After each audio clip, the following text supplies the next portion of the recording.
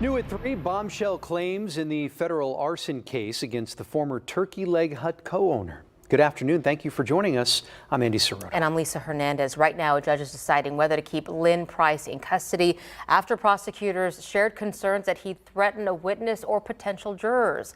KPRC2's Bryce Newberry live in the newsroom after hours in the courtroom this morning. Bryce. Yeah, Lisa and Andy, for the former Turkey Leg Hut owner, federal prosecutors say the turkeys have come home to roost. They say for years, Lynn Price has tried to keep his hands clean of crimes, paying off others to do the dirty work, and they want to keep him in custody. During a more than 2-hour hearing, an FBI agent testified that Price paid $1,400 to have his ex-business partner's bar, 5015, blown up nearly 5 years ago.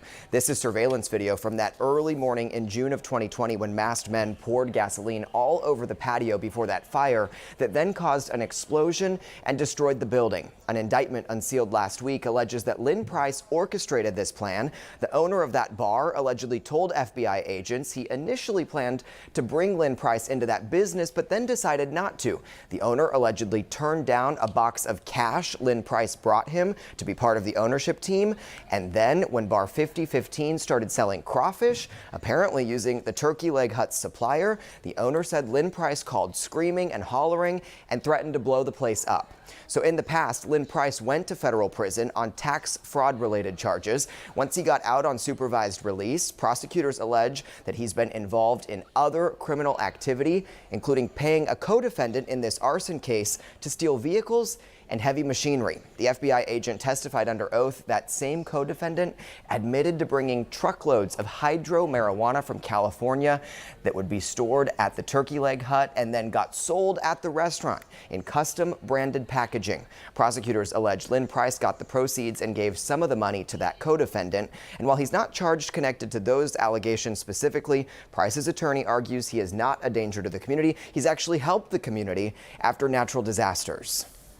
Mr. Lyndell Price deserves a bond for various reasons. One being that he's not a danger to the community. You heard multiple testimony as it relates to his community involvement, the things that he does for the community. But more importantly, the co-defendants that are on his indictment have all been given a bond.